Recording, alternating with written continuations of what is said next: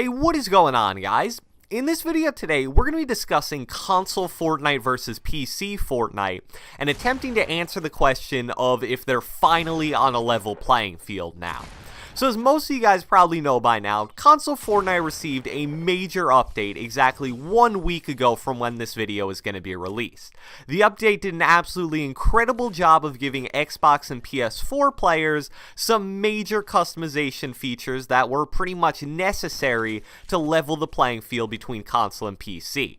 But was it enough to truly level the playing field, or are there still some things Epic Games can do to improve the console Fortnite experience as a whole? There's a lot of questions to be answered in this video, so without further ado, let's get right into it. Alright guys, so let's get into discussing the current state of console Fortnite versus PC Fortnite first off.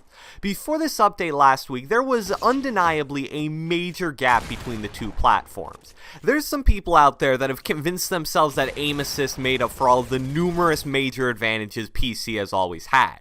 But those people were simply wrong. That's pretty much always been a pretty weak argument. But the update really did get rid of a ton of features that created such a major gap between PC and console Fortnite, and I want to highlight three specifically.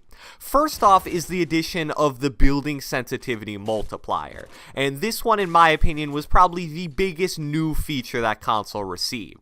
That was always an advantage that PC had that I really don't think got talked about enough at the time, and a lot of people didn't truly understand how it worked. It's kind of hard to explain, but basically when you're using a mouse, the sensitivity that you choose doesn't have anywhere near the same impact that the sensitivity you choose on console has. And the reason for that is, on PC, whenever you need a high sensitivity in-game, you can just move your mouse super fast. And whenever you need a low sensitivity, you just move your mouse more slow and precisely. With console, on the other hand, you can't really move your thumbstick more than like an inch in any given direction, since it's so small and literally attached to the controller. So that is definitely an advantage that PC still has and will always have over console, but at least now with building sensitivity multiplier, you can have two different sensitivities for building and shooting, instead of just having one sensitivity for everything. The next addition was instant structure placement, and I honestly slept on this at first, but now I'm starting to realize how much of a difference it actually makes. When you eventually do get used to instant placement, and it may take a few days because there is a bit of a learning curve with it, especially when it comes to placing floor pieces, you'll just be blown away by how much smoother it makes building as a whole on console. I always knew that double clicking to place structures was a bit of an inconvenience, but now with instant placement, it really is so much better. I saw one guy online who put it best when he said that instant placement, quote unquote, makes building on console so much less about precise timing of different building combinations, which could be made impossible with bad ping, and more about actually outmaneuvering and outbuilding your enemies. And the final change that needs to be discussed here are custom bindings, which also enabled instant editing. Yeah, I know this change wasn't included in the update from a week ago, but the update last week did add even more customization options to custom bindings, so yeah, why not include it here?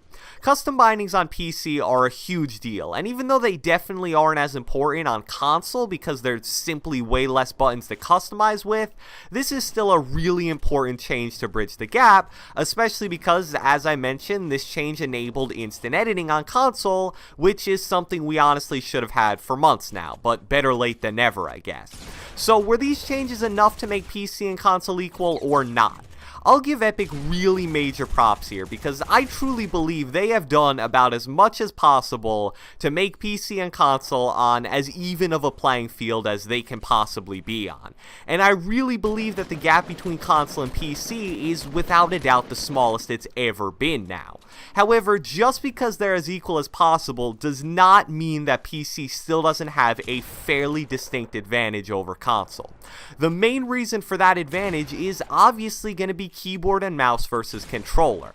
And mouse especially is always going to give PC players a pretty considerable aim advantage over console players. The difference between aiming with a mouse using your entire hand and arm versus aiming with a thumbstick just using one finger simply can't be understated. Does aim assist help close that gap? Absolutely, it totally does, and I can emphasize with PC players who think that aim assist is overpowered. But as I've mentioned before, if you truly know how the feature works, you would know that it definitely isn't overpowered and more of just a necessity to even be somewhere near PC players when it comes to aiming. And the other major advantage that PC is always going to have is simply system capability. Running Fortnite on a powerful gaming PC with a 144Hz gaming monitor is going to be so much different than running Fortnite on an Xbox or PS4 with a 60Hz monitor. You're going to get more FPS in-game, and in general, Fortnite will simply run and play a lot smoother. The sad thing is, these are problems that Epic really can't do anything about. I've heard some people suggest raising the strength of aim assist to counter PC players, but Fortnite already has some of the strongest aim assist of any multiplayer shooter game out there, so I don't really think that's the correct solution. But speaking of aim assist, one kind of glitch that Fortnite needs to fix is the bugged aim assist for certain windows and broken walls inside of Fortnite. For some reason, it simply doesn't work in these specific areas, and this problem has actually gotten me killed a few times, specifically in Big Bertha inside of Tilted. Another small change that would be really nice for console would be the ability to disable motion blur and shadows. Shadows and motion blur both make it difficult to track players in certain situations, and apparently even cause some players to get less than max FPS on their consoles. So those two things being disabled, or at least giving you the ability to kind of lower the amount of them in game, could go a long way to maximizing Fortnite capability for some players out there, and just in general making the game run a little smoother. So the final thing I want to discuss in this video in regards to PC versus console Fortnite actually revolves around the in-game tournaments that were recently added to Fortnite, actually in the very same update that added a bunch of awesome features to console. I'm seeing a lot of people all over the internet struggling with these tournaments and complaining about the fact that console, PC, and even mobile players all have to play in the same lobbies. First off, if you're struggling heavily in any of these tournaments, definitely don't get discouraged by it. The tournament system uses skill-based matchmaking, and it's the first instance of skill-based matchmaking ever in Fortnite. So once you get past anything over like 5 or 6 points, you're going to be playing in lobbies full of really good players. It's definitely a big adjustment from just playing in normal public match lobbies, and even if you're not doing as well as you want to, look at it as a really awesome opportunity to truly improve as a player. But the real controversy about this tournament system isn't about the skill-based matchmaking. It mainly revolves around the fact that it combines all the platforms into one single lobby. At first, I was really against this decision by Epic, and I still think it definitely does have some major flaws. I mean, especially for the mobile guys, it's gotta be almost impossible to get enough points for a pin, simply because they're at such a system disadvantage playing against PC and console players. However, Epic has made it pretty darn clear at this point that competitive Fortnite is all going to be combined into one platform.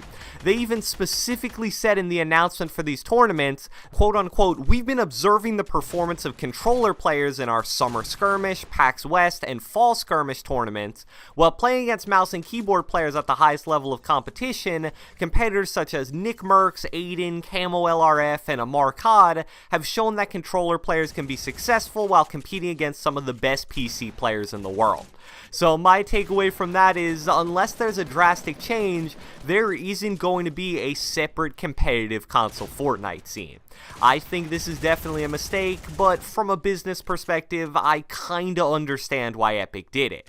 I just think their reasoning is a tad bit flawed here. Just because a few of the absolute best console players in the world can hold their own against top PC players doesn't suddenly mean that everything is fair. I mean, that would be like if 1 or 2 8th graders in an entire school were smart enough to take calculus. So then someone steps in and says, alright, that shows us that 8th graders are capable of handling calculus, so now all 8th graders have to take it. Bit of an odd example right there, but off the top of my head, I hope that kind of gets the point across.